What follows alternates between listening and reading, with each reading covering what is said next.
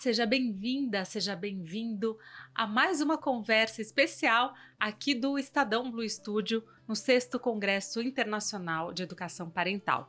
Eu sou Camila Silveira, jornalista, e para este episódio eu recebo Benjamin Horta, filósofo, pedagogo e escritor, para falar sobre o impacto real do bullying na vida de crianças e adolescentes e sobre a responsabilidade compartilhada entre família e escola.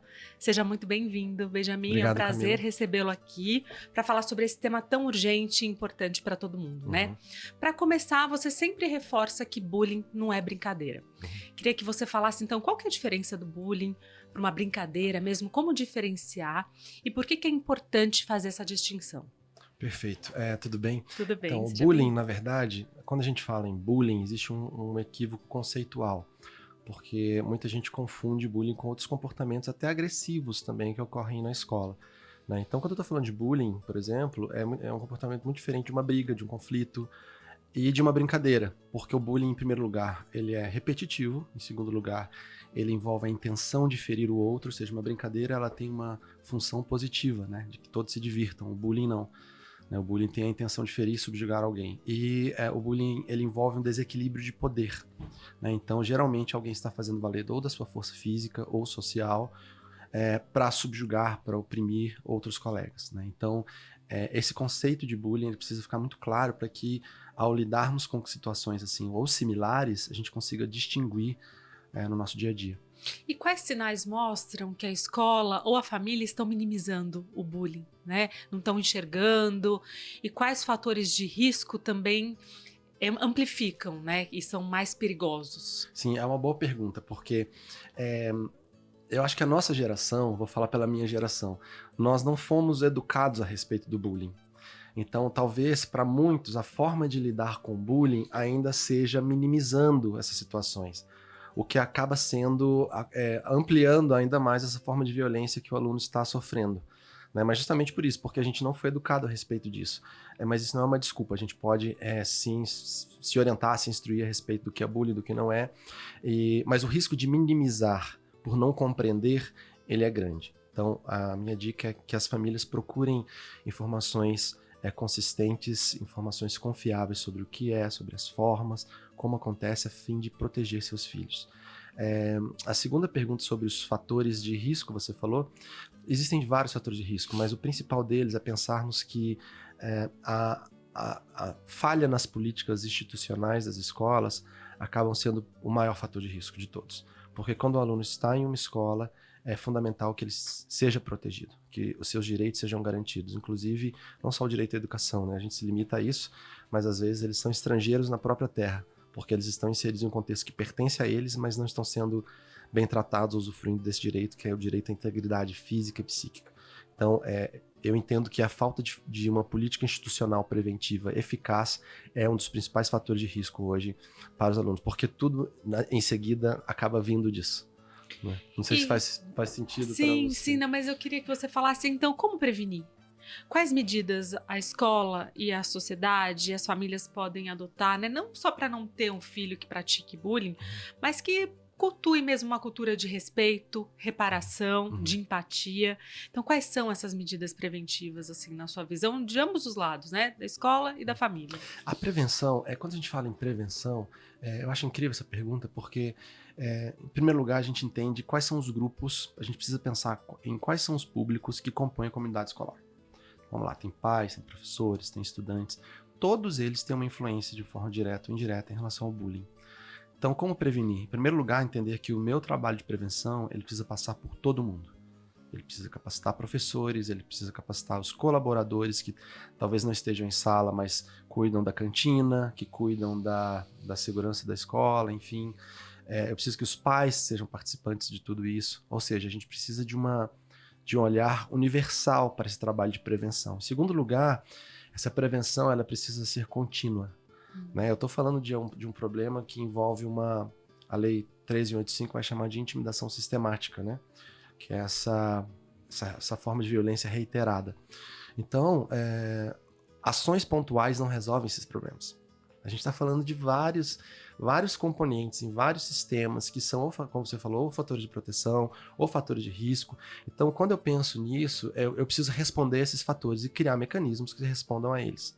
Logo, falando nessa frequência do bullying, fazer algo ou no Dia Nacional de Combate ao Bullying, ou somente no Dia Mundial de Combate ao Bullying, como geralmente a gente vê essas iniciativas, isso acaba, posso ser bem sincero, isso às vezes acaba piorando o problema.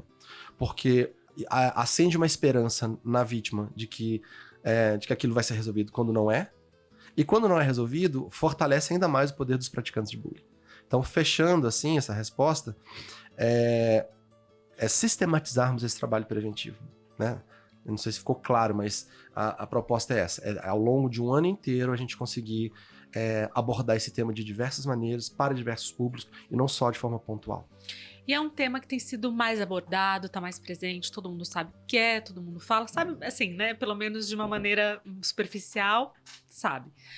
E na sua experiência, você tem percebido que tem aumentado, tem diminuído a prática de bullying? Como que você enxerga que está a consciência em relação a essa temática nos ambientes, principalmente nos ambientes escolares? Olha, essa é uma boa pergunta. O aumento da violência, ele reflete no aumento do bullying. Então, se a gente vê uma crescente da violência na sociedade de forma geral, inevitavelmente a gente vê uma crescente do bullying nas escolas. Porque o bullying, ele não é só uma resposta individual, ele é uma resposta social, né? Então, o aluno, ele consegue, ele não só pratica bullying porque tem demandas familiares, por exemplo. Ele pratica, às vezes, porque o próprio sistema o impulsiona a agir a fim de obter poder, de obter vantagem, de obter popularidade, assim por diante. Então, a gente tem visto um aumento, inclusive um aumento dos casos de cyberbullying, né? Quanto mais eles utilizam a tecnologia, maior a possibilidade do cyberbullying acontecer. E, mais uma vez, Camila, é por isso que a gente precisa dessa consciência em relação à necessidade de políticas preventivas. Porque se a tendência é que, naturalmente, a violência acabe crescendo, obviamente a gente precisa se opor a isso, né, e usar estratégias eficazes para isso.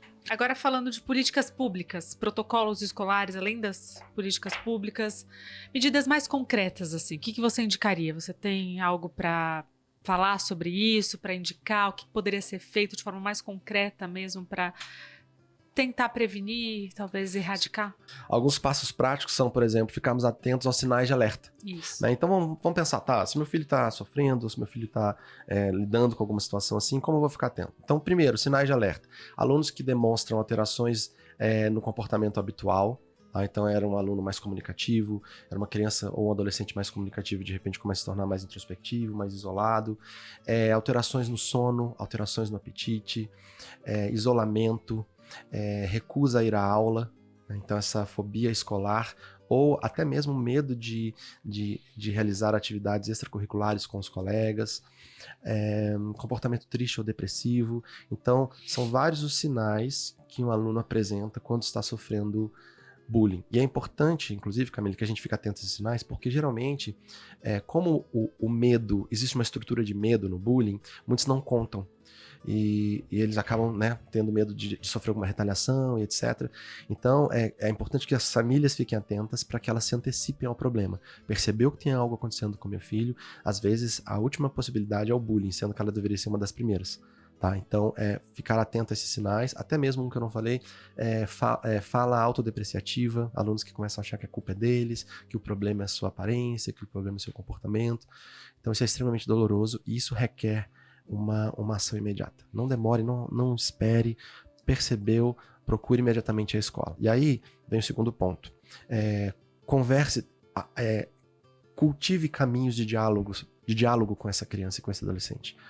Possibilite que eles se sintam à vontade, que eles se sintam acolhidos para conversar com você, para te pedir ajuda, porque às vezes eles acabam ficando receosos em relação à reação dos pais.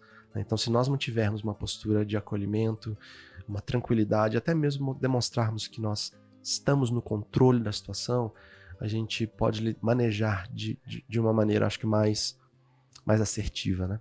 E como deve ser a intervenção da escola? Você já falou um pouco sobre a família, mas se você tiver também mais coisas para falar, como deve ser? Percebi, detectei esses sinais de alerta. Como então deve ser a intervenção e essa parceria entre família e escola?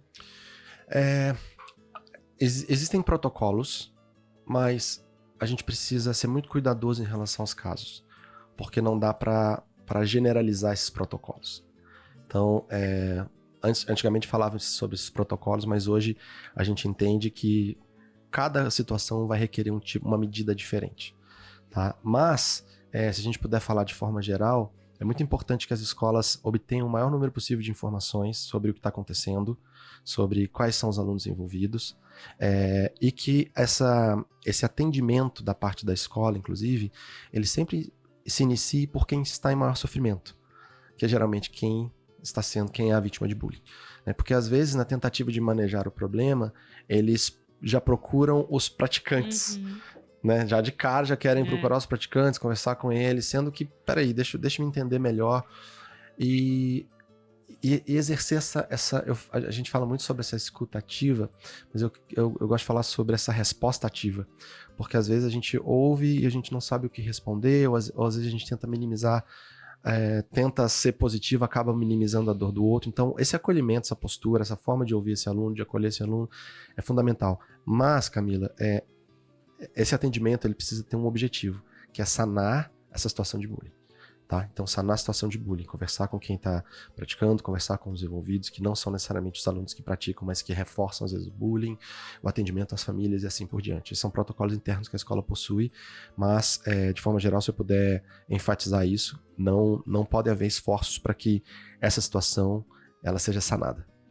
E quais são os impactos para quem sofre bullying, né? Que podem se estender pro longo da vida, né? Pro restante da vida. Quais são esses impactos? Nossa, acho que um dos mais nocivos, por exemplo, é a ideação suicida.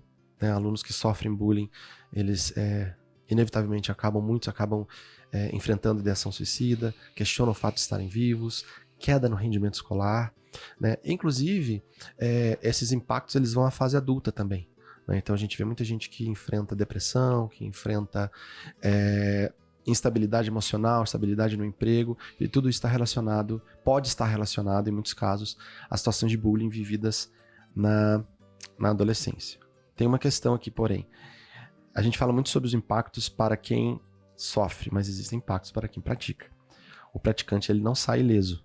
Né? Muita gente pensa que sai, mas não sai. Exemplo, tem uma pesquisa que eu cito muito, do Dr. Denon Veios, que ele aponta que alunos que praticaram bullying na adolescência, eles têm 4 vezes mais chances de terem pelo menos 3 passagens pela polícia até os 24 anos de idade. Então, olha só, então repetindo, imagina, 4 vezes mais chances de terem pelo menos 3 passagens pela... Ou seja, essa forma, esse ciclo da violência, ele vai se perpetuar caso não haja uma orientação em relação a isso. E aí a gente vai lidar com adultos que talvez cometam outros tipos de práticas violentas em relação talvez a uma violência doméstica, a um assédio moral no ambiente de trabalho e assim por diante. Então, mostra mais uma vez a importância de termos essa consciência, essa postura de prevenção.